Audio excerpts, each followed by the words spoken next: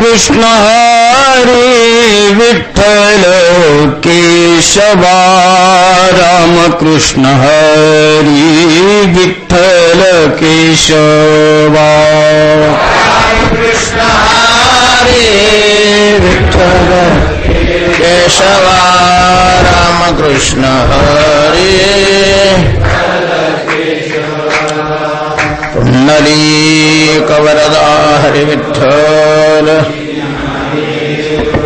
ज्ञानेश्वर महाराज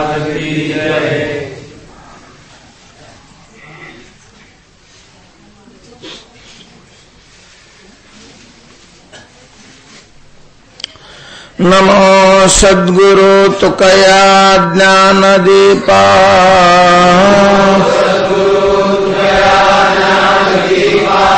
नमो सद्गुरु सच्चिदानंद रूपा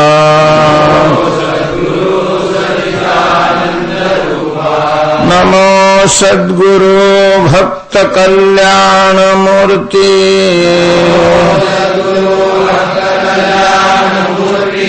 नमो सद्गुरु भास्करा पूर्ण कीर्ति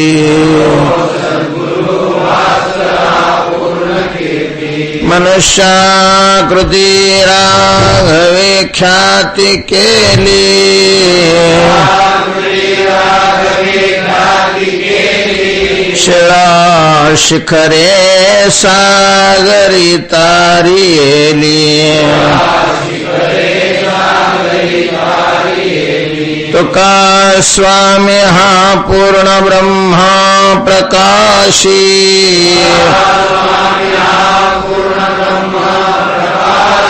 जळी रक्षिले निर्जीवा कागदासी महाराज हा जन्मला मृत्युलोकी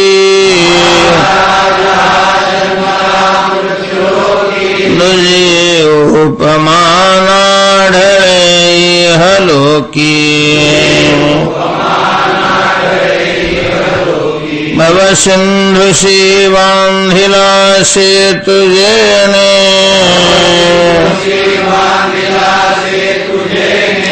अनाथादिना कारणे तुकयाने तुका भासला मानवी वेशधारी परिहा लीला विग्रही निर्विकारी स्वये श्री हरि व्यापको सर्वजीवा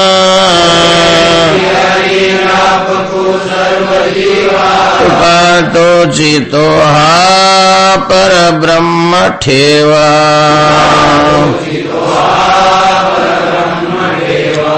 जया पूजिले आदरे पांडुरंगे विमानस्थ केले प्रयाण प्रसंगे तनुवानवी दिव्य रूपीच केली न त्यागी दिव्य लोकाशी नेली पुंडलीक वरदा हरि विठ्ठल श्री ज्ञानदेव श्रीमंत श्री जगद्गुरु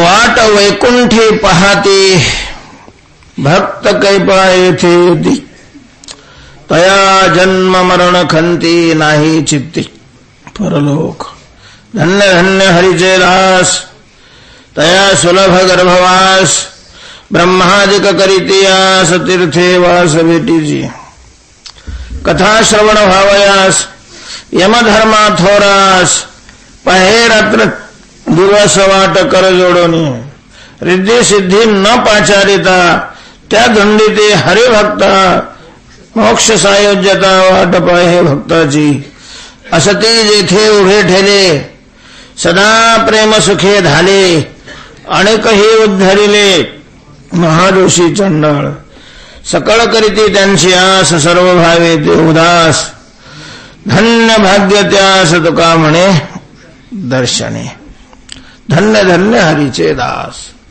श्रीमंत श्री जगद्गुरु तुकोबाराय या अभंगातून हरिदासाचं वर्णन करतायत. गोड अशा प्रकारचं वर्णन तुकोबारायांनी केलेलं आहे.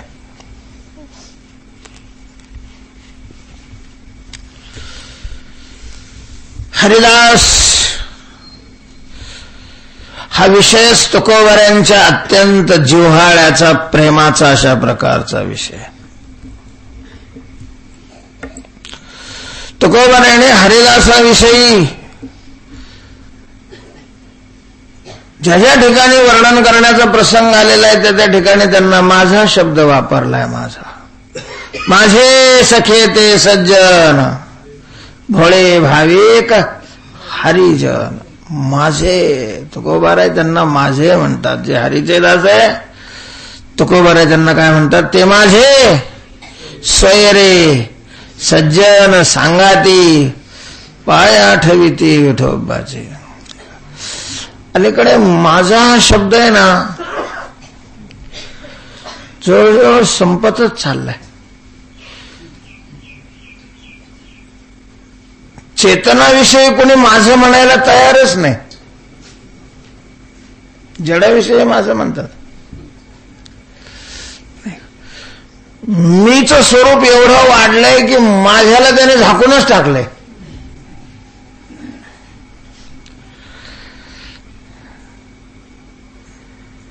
काही ठिकाणी उच्चारला जात असला, म्हटला जात असला तरी तोही असा अंतःकरणापासून नसतो, बरोबर अशा प्रकारचा असतो.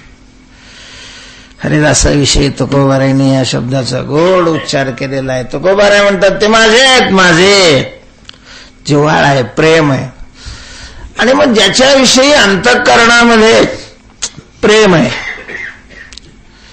त्याच्याविषयी ऐकावं वाटतं, त्याच्याविषयी सांगावं वाटतं, त्याच्याविषयी बोलावं वाटतं, त्याला पाहावं वाटतं, त्याला बोलवावं वाटतं.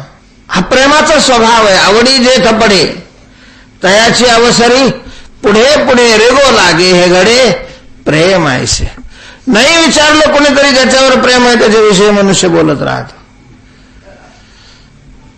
तुकोबारायांच्या आवडीचा विषय आहे हरिजन, हरिभक्त.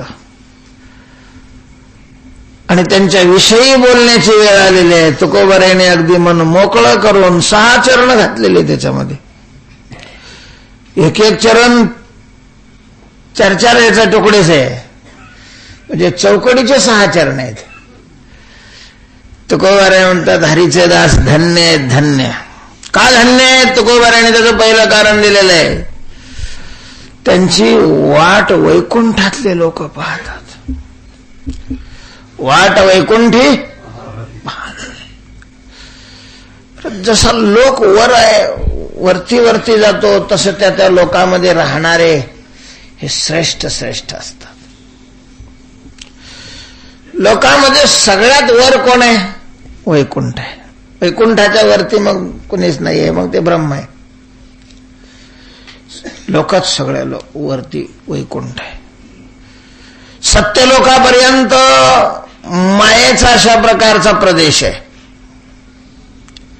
सत्यलोक संपलं की मायेची सीमा संपून जाते. भगवंताने आपला बंगला नगरपालिकेच्या बाहेर बांधलेला आहे. हुशार माणसं त्यांना माहिती इथपर्यंत नगरपालिकेची हद्द, त्याच्या पलीकडे गेलं की टॅक्सचा संबंध नाही. मायेच्या आवरणाच्या पलीकडे वैकुंठ आहे. सगळे श्रेष्ठ मंडळ आहे, मोठी मोठी माणसं तिथं राहतात. सर्वसामान्य तिथं जाईलच कशाला? भगवत स्वरूप झालेले, भगवंतासारखे चतुर्भुज असलेले त्या ठिकाणी आहेत. आणि ही मंडळी सुद्धा या हरिदासांची काय पाहतात? वाट पाहतात. म्हणून ते धन्य आहेत. वाट वैकुंठी पाहते. भक्त काही पाय येथे येते, भक्त कधी इथं येतात म्हणून वाट पाहतात. पण तुकोबाराय म्हणतात की यांना त्या परलोकाचं काही फार आकर्षण असतं असं नाही. तया चित्ती परलोक नाही, त्यांच्या चित्तामध्ये परलोक नसतो. परलोकाला जायला फार उत्सुक नसतात, ते जात नाहीत असं नाही मला म्हणायचं, जात असतील पण फार आनंदाने नाही. का बरं त्यांना परलोकाला नाही जावं वाटत?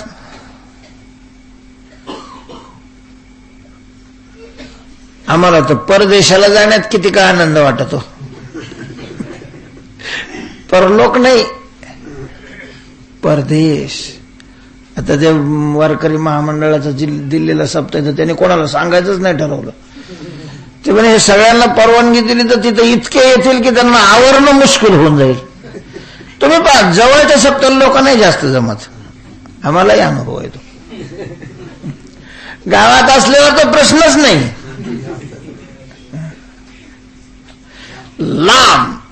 लांब असले की मग लोक जास्त गर्दी येतात.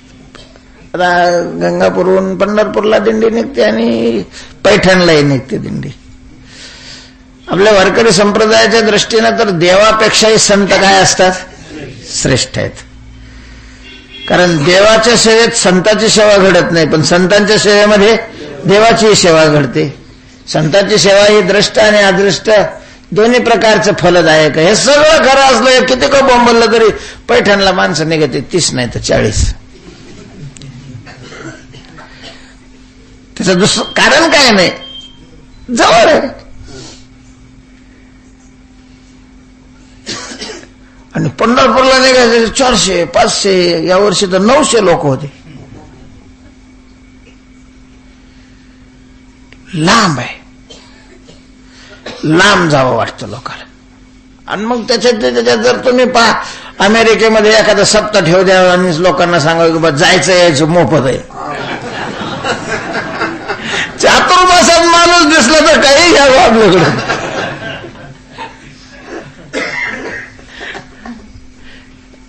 जायला यायला मोफत पाहिजे. पण ग्रंथ जरी फुकट वाटायचे म्हटलं तरी जास्त लोक बसते. काय इतकं वारकऱ्याच्या डोक्यात फुकट बसले मला काही समजतच नाही.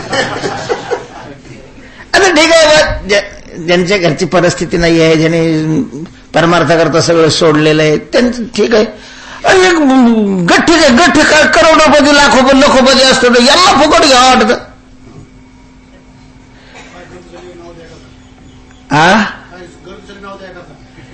ती काय ग्रंथ घ्या का थोडंच पारायण बसण्याकरता चालली.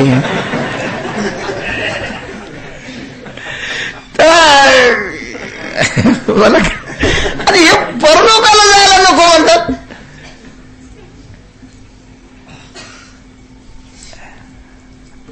तर घडलेला दृष्टांत, आम्ही माऊली बरोबर येत होतो आणि मग एकादशी घाटात येते.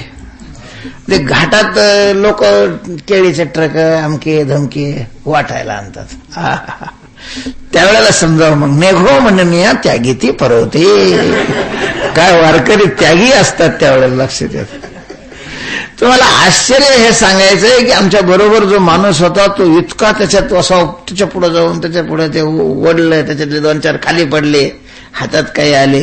त्याच्या घरी 10 एकर केळीचा बाग आहे.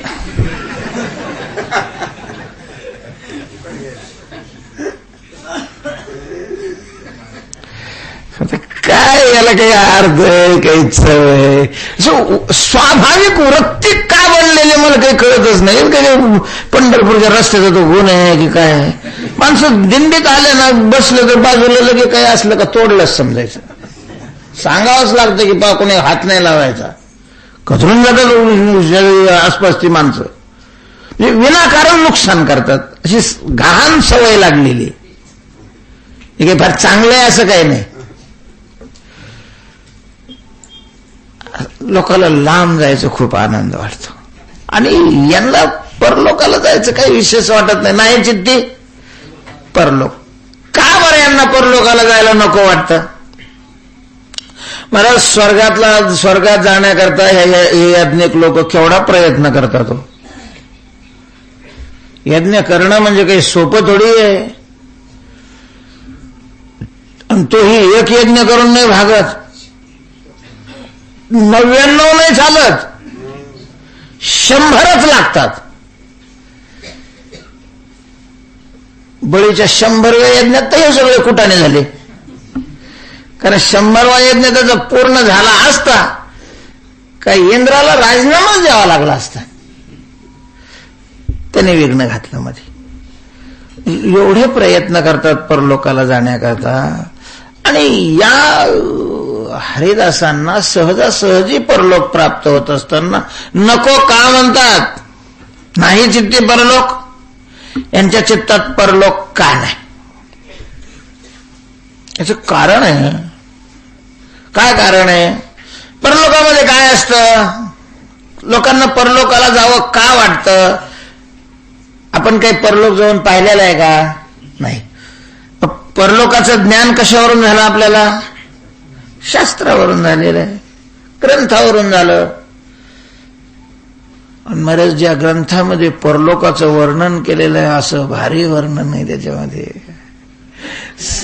ज्ञानेश्वरीच्या 9व्या अध्यायाची त्रैविद्यामाम याच्यावरचे ओव्या वाचल्यानंतर कोणाला स्वर्गात जावं वाटणार नाही? सांगा ना. अमरत्व हे सिंहासन, ऐरावतासारखे वाहन, राजधानी भुवन अमरावती. काय वर्णन आहे, काय वर्णन आहे तिथं. चालण्याकरता रस्ते महाराज चिंतामणीच्या खडेचे. सहज सावलीला बसायचं म्हटलं तर कल्पतरूची झाडं आहेत, कामधेनू आहेत दूध खायला. प्रत्येकाला विमान असतं महाराज बसायला, म्हणजे तिथं वर्णन केलं.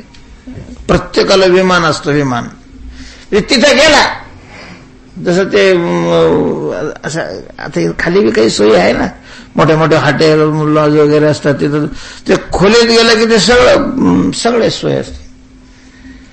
विमानात बसलं की त्याला चहा त्यांच्यातर्फे येतो, त्याला नाश्ता त्यांच्यातर्फे येतो, त्याचे ते गुंडे लागलेले नसले तर गुंडे लावायला त्यांच्यातर्फे येते. तसं स्वर्गामध्ये गेलं की त्याच्याकरता काय येतं? विमान अशा प्रकारचं असतं. विमान बरं, ते विमानाचा विशेष म्हणजे त्याला ड्रायव्हर ठेवावा लागत नाही. महाराज गाड्यावाल्याचे सगळ्यात मुख्य जर डोकेदुखी काय असेल तर अलीकडे ड्रायव्हरनीच गाड्या घेतल्या, गाड्यावाल्यांनी गाड्या काढून टाकल्या. रोडचा ताण. विमान म्हटल्यानंतर रोडचा काही प्रश्नच नाही. इंधन भरावं नाही लागत त्याला.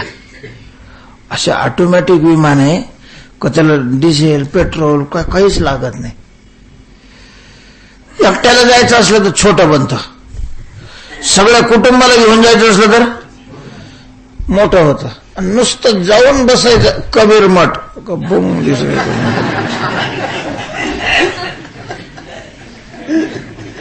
अरे असं ऐकल्यानंतर सांगा ना तुम्हाला कोणाला नको वाटायला जायला.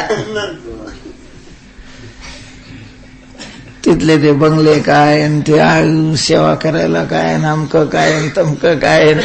म्हणजे तिथले जे भोग आहेत ते भोग दिव्य आहेत. मश्नंती दिव्यान दिवी देव भोगान दिव्यान देव भोगान अश्नंती. तर दिव्य अशा प्रकारचे भोग परलोकामध्ये असतात. मग त्याच्यामध्ये स्वर्गातल्यापेक्षा त्याच्या वरच्या ह्याच्यात श्रेष्ठ, त्याच्यापेक्षा वरच्या ह्याच्यामध्ये श्रेष्ठ, असं श्रेष्ठ श्रेष्ठ असे भोग आहेत. आणि त्यामुळं साहजिक माणसाला तिथं जाण्याची अपेक्षा असते. दिव्य असतात. कशा असतात बघू तरी आपण. यांना का नको वाटतं त्याचं कारण हे मुळात भोगाविषयी यांना वीट आलेला असतो. पण ते इथल्या भोगाविषयी तिथल्या भोगाविषयी नाही, भोग जात याच्या यावत भोग मात्राविषयी त्यांच्या मनामध्ये काय आलेलं आहे? विचारच निर्माण झालेली.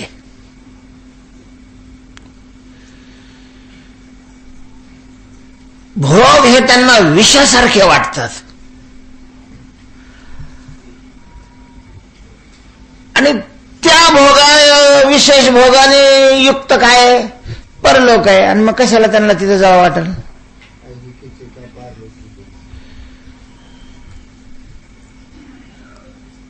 त्यांच्या चित्तामध्ये परलोकाला जाण्याची वासना का नाही? ज्यांच्या चित्तात परलोकाला जाण्याची वासना जी असते ती कशामुळे असते? भोगामुळे असते. आणि यांना भोगाविषयी वेट आलेला आहे. त्यामुळं मनात सुद्धा आणत नाही. मनात येणं पाप समजतात स्वर्गाला जाणं. तेथे दुश्चित झाली जडोदेशी. तशा प्रकारचं मनात येणं सुद्धा काय आहे? दोष आहे, पाप आहे. ब्रह्मादिकपदे दुःखाची शिराणी. एक गोष्ट म्हटलं, मग इथं नाही भोग का? इथं कसं काय राहतात?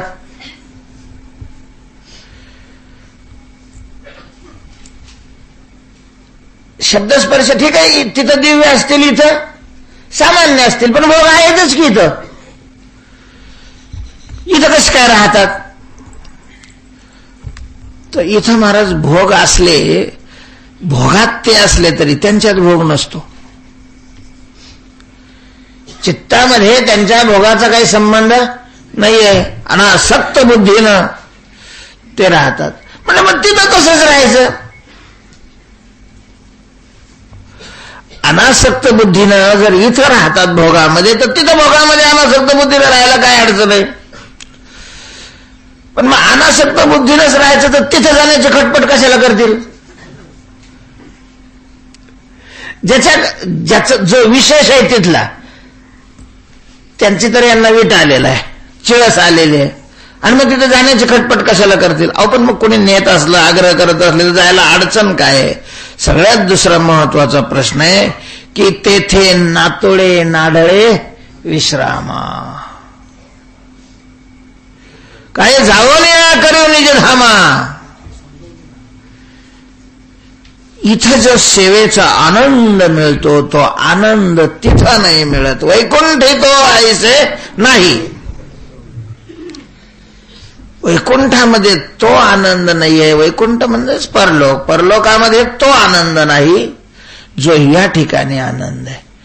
मग इथले लोक तिकडे कशाला जातात? मुळात इथला आनंदच त्यांना मिळालेला नसतो. आग पडलेली असते भोगाविषयीची, इथं असलेल्या भोगाने त्यांची काही तृप्ती होत नाही. त्यांना असं वाटतं की इथले भोग सामान्य म्हणून तृप्ती होत नाही. दुर्दैव त्यांचं वास्तविक असं आहे की भोगाने तृप्ती नाही होत. इथल्या भोगाचा प्रश्न नाही, भोगामध्ये तृप्त करण्याची काय नाही शक्ती नाहीये.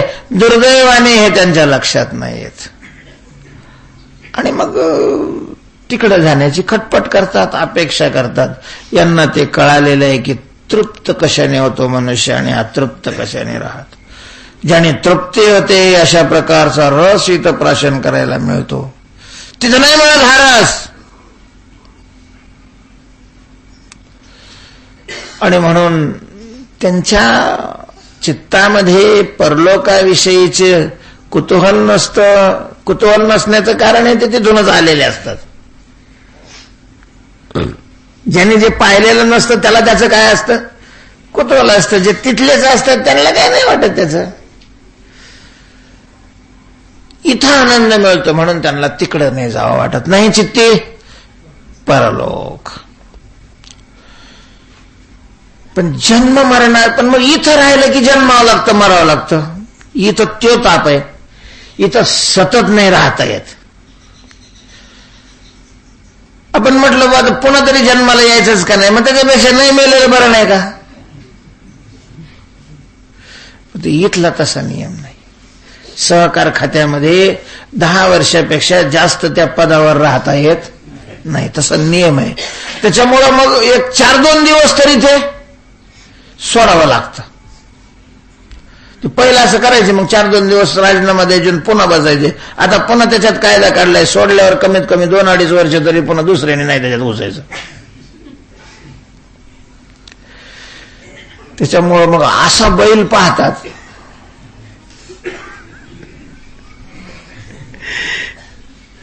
की ती जूट त्याच्या खांद्यावर आणि चाव्या याच्या हातामध्ये. जाऊ दे, आपला तो विषय नाही. इथला नियम असा आहे की शरीर सोडावंच लागतं. ठीक आहे, सोडावं लागत असलं पुन्हा घेईन मी जन्म यादसाठी देवा. हो म्हटले, पण जन्म घेणं आणि सोडणं सोपं थोडंच आहे. हा देह सोडताना आणि दुसरा देह घेत असताना भयान अशा प्रकारचं दुःख होत. तर हे दुःख वैष्णवांना नाही होत, म्हणून त्यांना मरणाची वा जन्माची काय वाटत नाही, खंत वाटत नाही, दुःख वाटत नाही, भीती वाटत नाही, वा लाजही वाटत नाही. म्हटलं बाकीच्याला दुःख आहे आणि यांना कसं काय दुःख नाही? मृत्यूचं दुःख नाही, मृत्यूचं दुःख मरण सगळ्यांना नको वाटतं. महाराज ज्ञानोबारांनी तर असं म्हटलेलं आहे, मरणाऱ्याला काय दुःख होतं कोण जाणे, पण जवळ बसणाऱ्याला ते पाहावत नाही. वा न मरतया चित्ता एकांत न, माणसं बाहेर येऊन बसतात. जर ते जाईनच गेलं ना लवकर, नुसतंच मोठी वळायला लागलं, पाय खोडायला लागलं, दातकळ्या बसायला लागल्या, इतकं सहजासहजी जात नाही ते. मृत्यूचं जे दुःख आहे ते 3 कारणामुळे काल आपण त्याचं थोडंसं चिंतन केलं होतं की एक तर शरीराचा काय होतं, वियोग होतो. दुसरं यमाच्या तावडीत जावं लागतं.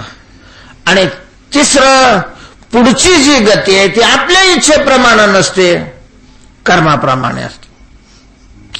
म्हणून मरण नको वाटतं. मला शरीरावर खूप प्रेम असतं, आपलं फारच प्रेम असतं. प्रेम करू नये असं नाही, पण इतकं नाही करावं. आणि ते त्यातले त्यात वारकऱ्याने तरी नाहीच करावं. साधन म्हणून त्याच्यावर प्रेम करावं ना, स्वरूप म्हणून नाही करावं. आपलं साधन म्हणून प्रेम नसतं, स्वरूप म्हणून प्रेम असतं. आपलं स्वरूप आहे ते, आपण आहे ते. म्हणायला वारकरी, असायला चार्वाक. फक्त बोर्डच राहतो आपल्यावर, ह भप. खरं असं असतं की दे भप, देह भक्तिपरायण. फार प्रेम असतं आपल्यावर. लोकांना काही का वाटत नाही, पण जे वास्तव आहे ते वास्तव आहे. म्हणून तर अलीकडे देवाचे फोटो कमी झाले पत्रिकेवरचे. महाराज लोकांचेच फोटो आले आता पत्रिकेवर. तुमचं का पोट दुखत ते थोडेच टाकी, ते लोकांची श्रद्धा असते, लोक टाकतात. लोक जोड्याने मारतात आणि लोक कायचे श्रद्धा आणि प्रेम असतात.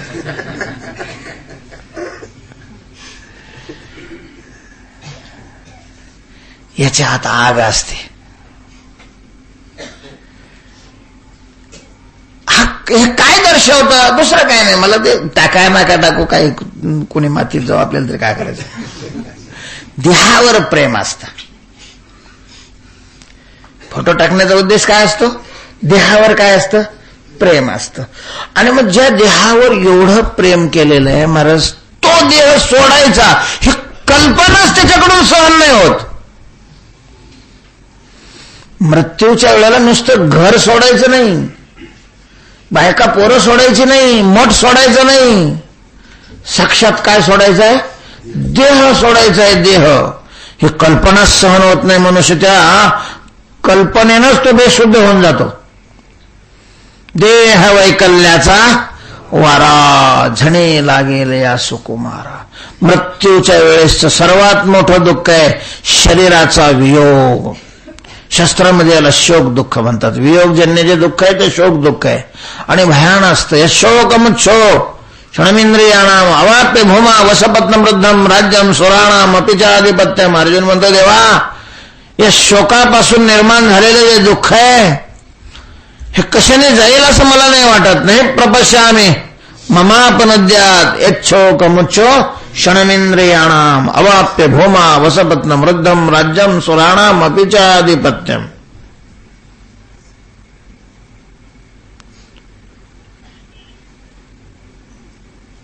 मग हे वैष्णवांना नाही दुःख होत का? नाही होत.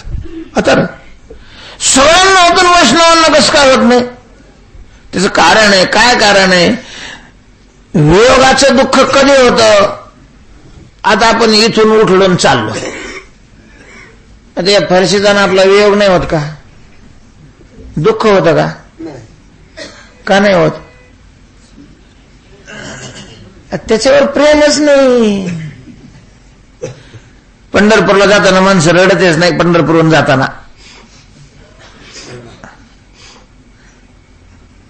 का हो रडायला जावं लागत आहे? आता इथून केवढा उत्साह असतो मला. दुसऱ्या दिवशी जायचं तर आदल्या दिवशी पिशव्या भरितो. का? प्रेम तेवढा ना. वियोगाचं दुःख कधी होतं? जर प्रेम असेल तर. आणि मग जितकं प्रेम तितकं दुःख. जितकं जास्त जास्त प्रेम असेल तितकं जास्त जास्त दुःख. आपण शरीरावर आत्मा म्हणून प्रेम करतो, त्यामुळे शरीर सोन्याचा प्रसंग आला की भयानक दुःख होतं. शरीरावर वैष्णवाचं काय नसतं? प्रेमच नसतं. ज्याचं शरीरावर प्रेम आहे तो वैष्णवच नाही. जरी त्याच्या गळ्यात 10-5 माळा असल्या, टपोरा गण लावित असला, सगळ्या दोन्हीकडून मुद्रा लावित असला, पोळ्याच्या बायलासारखा सजत असला, शरीरावर प्रेम असेल तर तो काय नाही? वैष्णव नाहीये. वैष्णव त्याला म्हणतात, वैष्णव तो जया अवघी देवावरी माया. त्याचं सर्व प्रेम देवावर असतं. आणि मग मरणाच्या वेळेला देवाचा वियोग नाही होत ना. देवाचा वियोग असेल तर मग त्याला काय झालं असतं? दुःख झालं असतं. वियोग कशाचा होतोय? शरीराचा होतोय. शरीरात मुळात ते जिवंत असतानाच, या शरीरात असतानाच याच्यावर प्रेम नसतं. आणि भक्ता तरी देही विशेष एकवंकीचा ठाव नाही. भक्ताईशी जाणा ते देही उदास. भक्त देहावर उदासच असतात.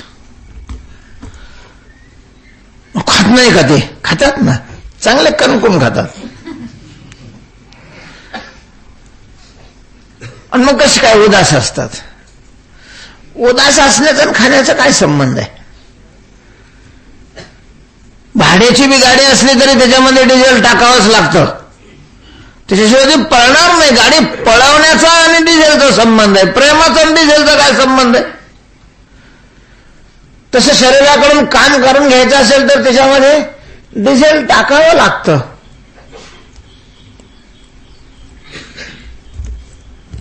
भक्ताचं शरीरावर प्रेम नसतं आणि त्यामुळे शरीराच्या वियोगानं ते दुःखी नाही होत. मरणाचं दुःख न होण्याचं पहिलं कारण आहे देहावर त्यांचं प्रेम नसणं. देहावर ज्याचं प्रेम नसतं त्याला शरीर मरणाचं दुःख नाही होत. सती जाणाऱ्या स्त्रिया, पतीवर प्रेम असायचं त्यांचं, बरं जिवंत सरणावर जाऊन बसायचं. जिवंत. कायद्यानं आता बंदी आली. वास्तवात ज्यांचं प्रेम त्यांना दुःख नव्हतं. मग ते नंतर त्याच्यात विकृती निर्माण झाली. त्याच्यामुळं कायद्याने त्याला काय करावं लागलं? बंदी घालावी लागली. शूर योद्धा त्याचंही शरीरावर काय नसतं? प्रेम नसतं. आनंदानं मृत्यूला तो सामोरा जात असतो. तेव्हा वैष्णवाचं देहावर प्रेम नसल्यामुळं देहाच्या वियोगाचं दुःख होतं. वैष्णवाचं का नसतं देहावर प्रेम? त्याचं एकतर कारण आहे की देवावर प्रेम असल्यामुळे देहावर शिल्लकच नसतं. आमचं नाही का देवावर प्रेम? थोडं आहे. आपण प्रेमाचे तुकडे केले आणि त्याच्यातला एक तुकडा काय केलाय? देवाला दिलेला आहे. बाकीचं बरचसं प्रेम तसंच आहे, अजून ते इकडे दुसरीकडे आहे. वैष्णवांचं प्रेम असं तुकड्याचं नसतं. अगदी थोडक्यात एखाद्याने विचारलं की बा वैष्णवाची व्याख्या काय आहे? ज्याचं प्रेम अखंड आहे तो वैष्णव. जगामध्ये अखंड प्रेम फक्त कोणाचं असू शकतं? वैष्णवांचंच असू शकतं. बाकीच्या सगळ्याच्या प्रेमाचे खंड पामर जरी असला, चार्वाक जरी असला, तरी त्याच्याही प्रेमाचे काय होतात, तुकडे झालेले असतात. वैष्णवांचा अखंड प्रेम आहे. अखंड दया तुझी प्रीती, अखंडित प्रेमभाव. महाराज त्याने प्रेम दुसऱ्याला ठेवलेलंच नसतं, पूर्णच्या पूर्ण देवाला वाहिलेलं. आपलं प्रेम शरीरावर असतं, त्याच्यामुळे शरीराच्या वियोगाचं दुःख होतं. त्यांना नाही वियोगाचं दुःख होतं. उदास असतात देहावर, प्रेम देवावर असल्यामुळं. दुसरं कारण असं आहे की वैष्णवांना आपलं ज्ञान झालेलं असतं. आपण कोण आहे, आपण देहावर का प्रेम करतो, आपलं स्वरूप आहे म्हणून. वैष्णवांना आपल्या वास्तव स्वरूपाचं ज्ञान आहे. आपले जे साचे ते कल्पांती हि नवचे, हे जाणवणे गताचे न शोची. जो भक्तांची लक्षणं सांगत असताना भगवंताने न शोचते हे पद घातलेलं आहे. यो न वृषती न द्वेष्टी न शोचती न कांक्षती शुभाशुभ परित्यागी भक्तिमान्य समेप्रिया. न शोचती, शोक नाही करत. का नाही शोक करत, तर आपुले जे साचे, वास्तव आपलं काय स्वरूप आहे हे त्यांना कळालेलं आहे. भक्तांना वास्तव स्वरूपाचं ज्ञान झालेलं असतं. परमात्मा त्यांना अज्ञानी कसा ठेवेल. आमचे सगळे वारकरी संप्रदायाचे वैष्णव संत स्वस्वरूपाला चांगल्या प्रकारचे जाणत होते.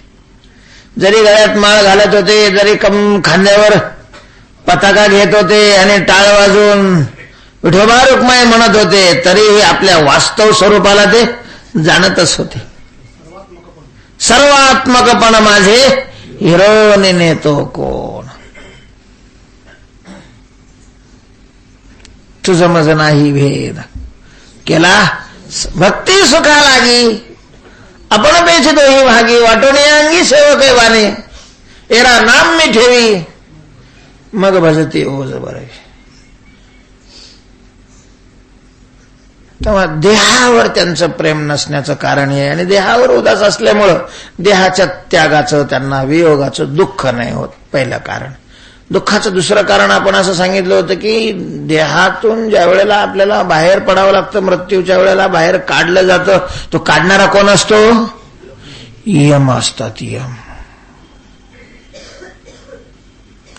हे इथले यम त्या यमापुढं काहीच नाही.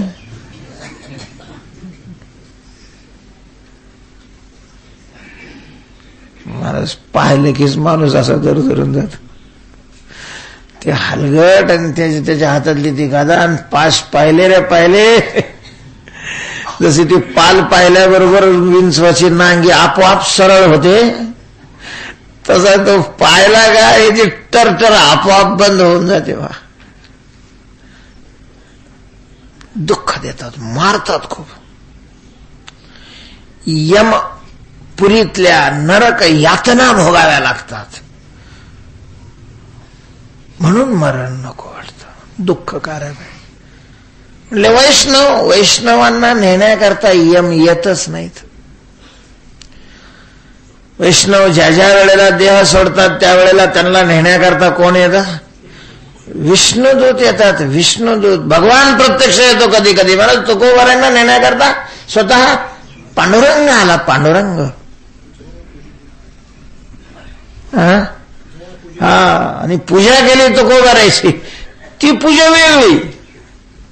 यमदूत पूजा करतात, ती पूजा म्हणजे त्यांच्या हातामध्ये पूजा साहित्यच असतं. आसूड, तलवारी, तुकडे करतात. यातना शरीर असतं, ते यातना शरीर तुकडे केले तरी काय होत नाही, नष्ट नाही होते, पुन्हा जुळतं आणि तच राहते नुसती. इथं पांडुरंग परमात्मा पूजा करतो. जया पूजिले आदरे पांडुरंगे, विमानस्थ केले प्रयाण प्रसंगी. प्रयाण काळी देवे विमान पाठविले, कळीच्या काळा माझी अद्भुत वर्तले. मानव देह घेऊन निजधामा गेले. वैष्णव जो बी कुणी असो, पांडुरंग स्वतः जरी नाही आला तरी वैष्णवांना या देहातून बाहेर काढण्याकरता यम नाही येत, यमदूत येत नाहीत, विष्णुदूत येतात. म्हणजे विष्णुदूत कसे असतात? विष्णू सारखेच असतात, चतुर्भुज असतात, शंखचक्र गदा पद्म असतात, तसेच प्रेमळ असतात. अगदी ते येतात आणि मग तेही पूजा करून आदर सत्काराने त्याला मुख्याच्या प्रकारच्या विमानामध्ये बसवून त्यांना नेतात. त्याच्यामुळे ते दुःख नाही. आणि यांचं कर्मच शिल्लक राहिलं नसल्यामुळं पुढच्या गतीचा प्रश्न नाहीये. त्यामुळे त्यांना मरणाची काय नाही, खंत नाही. तया जन्म मरण खंती नाही चित्ती परलोक. आता जन्माची खंत काय नाही, ठीक आहे बुवा, शरीरावर प्रेम नसतं म्हणून वियोगाचं दुःख होत नाही. विष्णुदूत येतात म्हणून माराचं दुःख नाही. कर्म नसतं म्हणून पुढच्या गतीचं दुःख नाही. पण पुन्हा ज्या वेळेला जन्म घेतात, हे ना मी जन्म याच्यासाठी देवा, तर मग त्यावेळेला तर त्यांना गर्भात राहावं लागत असेल. जन्माचं दुःख, मरत जन्माचंही त्यांना दुःख होत नाही. का होत नाही जन्माचं दुःख? त्याचं कारणच आहे. एक लक्षात घ्या, मुळात दुःख त्यालाच होतं ज्याचं शरीरावर प्रेम आहे. ज्ञानोबारायांनी म्हटलेलं आहे की रवी तरी सहजे सुख दुःख तैची सेविजे, देह जळी होईजे मासोळीजे. देहरूपी पाण्यातला ज्या वेळेला मासा जीव बनतो, म्हणजे एवढा देहाचा आणि त्याचा अतूट काय निर्माण होतो, संबंध निर्माण होतो. एवढा जिव्हाळा त्याचा देहाविषयी असतो त्या ठिकाणी, मग त्याला सगळीच दुःख भोगावे लागतात. ज्याचं देहावर प्रेम नाही, देहात राहून दुःखाचे जे तडाखे आहेत ते देहावर येऊन आदळत असतात, बसत असतात. आणि याने देहाचा संबंध सोडलेला असतो. देहात असलं तर काय बिघडतं? आपल्याला माहिती आहे, नारळाचे 3 प्रकार असतात. काही नासलेले असतात, काही चिकटलेले असतात, आणि काही गुडगुड्या वाजवलं की खडखड खडखड खडखड वाजतं. म्हणजे तो कवठीत आहे, पण कवठीला त्या खोबऱ्याने काय केलेलं आहे, सोडून दिलेलं आहे. त्यामुळं कवठीवर दगड घातला तर कवठीचा चुरा होतो, ते तसंच राहत, त्याला काही स्थान राहत नाही. तसं देहात आहे, पण देहाशी संबंध नसल्यामुळं मग देहाच्या प्रतिकूलतेनं, देहाच्या दुःखाने दुःखी नाही होत. दुःख भोगणारं चित्त आहे. चित्त भगवंताच्या चिंतनामध्ये रमलेलं असतं. भगवत सुखाचा आनंद ते लुटीत असतं. त्यामुळे देहाकडे चित्तच येत नाही. तो का म्हणे, मग नये वृत्तीवरी सुखाचे शेजारी पहुडलिया. त्यामुळं जन्माची काय नाही, खंत नाही, मरणाची खंत नाही, चित्तामध्ये परलोक नाही. तया जन्म मरण खंती नाही चित्ती परलोक. म्हणून धन्य धन्य हरीचे दास, तया सुलभ गर्भवास, ब्रह्मादिक करीतियास, तीर्थे वास भेटीची. तया सुलभ गर्भवास. हरीचे दास का धन्य आहेत? दुसरं कारण, तया सुलभ गर्भवास. त्यांच्याकरता गर्भात राहणं कठीण नाही. महाराज, इतराकरता गर्भात राहणं फार कठीण आहे, फार कठीण. काय कठीण आहे त्याच्यामध्ये? काय कठीण आहे तुम्हाला माहिती आहे? ती किती बाय कितीची खोली असते?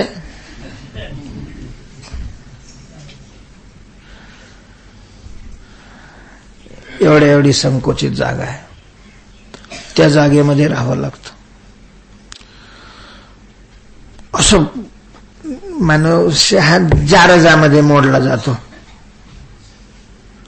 जाराचं चौकडून काय असतं? वेस्टर्न असतं, पॅकिंगच. आणि ती पॅकिंग पक्व करण्याकरता तिथं ठेवलेली असते. जसं डाळ शिजण्याकरता माणसं कुकरमध्ये घालतात, तसं भगवंताने याला पक्व करण्याकरताच त्या कुकरमध्ये ठेवलेलं आहे. शेजारी जठराग्नीची उष्णता असते, चालूच असतं धाड धाड धाड धाड धाड. त्याला खाल्लेल्या अन्नाचं पाचन करण्याचं काम त्याचं. आणि या जारामध्ये आत पाणी असतं.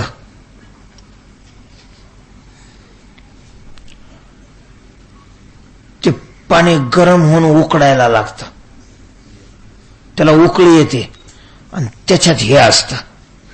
कसं होत असेल हो? काय सांगो गर्भीची यातना मज भोगिता नारायणा. मांस मळ मूत्र जाणा तुझं क्षणोक्षणा द्यात असे. नाथ महाराज म्हणतात विष्टाले पचवकडे नाकी तोंडी. ते विष्टेतले वगैरे किडे असे नाकात जातात काय, तोंडात जातात काय. ऐसैसी आवकळा घेपे शरीराचा कंटाळा. ते लाजपै निर्मळा निसुका गोड. गर्भवासाचं दुःख यांना नाही, पण वैष्णवांना नाही. बाकीच्याला आहेच, प्रश्नच नाहीये. वैष्णवांना नाही. वैष्णवांना का नाही? त्याचं कारणच आहे. वैष्णव गर्भामध्ये असताना चित्ताला चिंतनाचं चिलखत घालतात. म्हणजे गर्भात असताना सुद्धा भगवंताचं काय करतात? ते चिंतन करतात. आणि चिंतनाचं चिलखत वरून असलं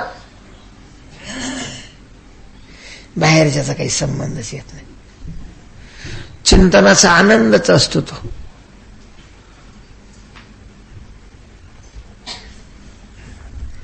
रेल्वेचं एसीचं जर तिकीट काढलं ना, प्रवासाचा त्रासच नाही. एक नंबरच्या एसीचं तिकीट काढायचं महाग असतं, पण मग प्रवासाचं दुःख नाहीये. गाद्या असतात, उश्या असतात, पांघरायला चादरी असतात, एसी चालू असतो. असे काचा लावलेल्या असतात की गाडीची खडखडही मध्ये नसते. गाडी आवाजही मध्ये येत नाही. आणि असं झोपलं का तर सकाळी पाळण्यात घालून हलवायला लागलेले.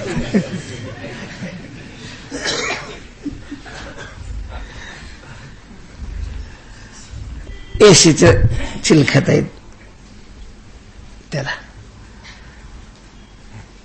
तसं भगवत चिंतनाच्या चिलखतामध्ये हे असल्यामुळं बाहेरच्या याचा काही संबंधच येत नाही. म्हणून तया सुलभ गर्भवास. त्यांच्याकरता गर्भवास सुलभ आहे. ब्रह्मादिक करीत्या सतीर्थे वास भेटीची. वैकुंठात जसे त्यांची वाट पाहतात तसंच ब्रह्मलोकातही त्यांची वाट पाहतात. कोण पाहतो? स्वतः ब्रह्मदेव वाट पाहतो. महाराज कशा करता ब्रह्मदेव वाट पाहत असेल? नाही का? तिसऱ्या चरणात त्याचं उत्तर दिलेलं आहे तुकोबाऱ्यांनी. कारण यमलोकातही यांची काय पाहतात? वाट पाहतात. स्वतः यम वाट पाहतो. ब्रह्मदेव वाट पाहतो. ब्रह्मदेवाला काय अशांत गडी आहे. सृष्टीच्या उत्पत्तीचं खातं त्याच्याकडे. रजोगुण विशेष त्याची काय उपाधी आहे. आणि त्याच्यामुळं सारखं चित्त त्याचं चंचल असतं. आणि मग चित्त चंचलतेमध्ये अशांती असते. तुझ्या वेळेला पेपरमध्ये वाचतो, कुठं ऐकतो की भक्त ज्या वेळेला कथा कीर्तन करतात त्यावेळेला आनंदाचा पूर वाहतो त्यामध्ये. मग त्याला असं वाटतं की आपल्याही इथं काय करावं, एखादा कार्यक्रम व्हावा, आपणही त्या कार्यक्रमामध्ये सामील व्हावं, आपल्यालाही तो आनंद मिळावा. म्हणून ब्रह्मदेव सुद्धा त्यांची वाट पाहतो. ब्रह्मादिक करीत्यास,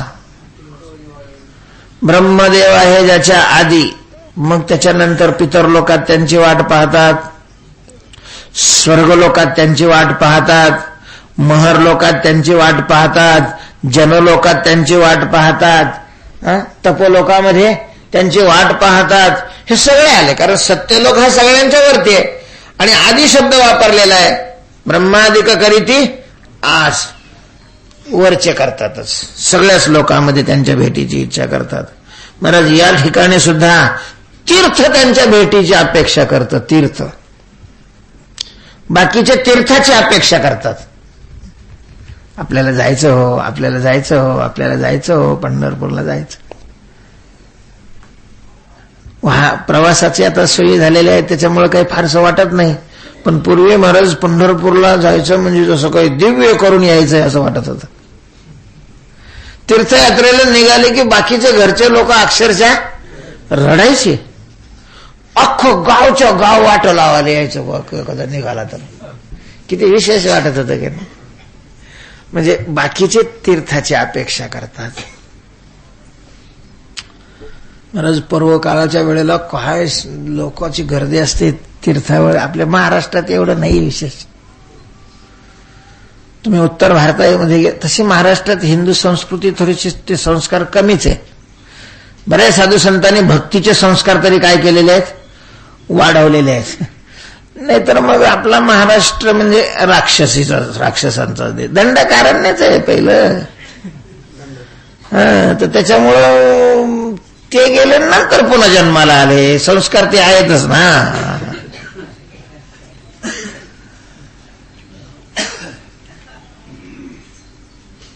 नुसतं पर्व असलं तरी गंगेला स्नानाला करोडोनी लोक जमतात, करोडोनी.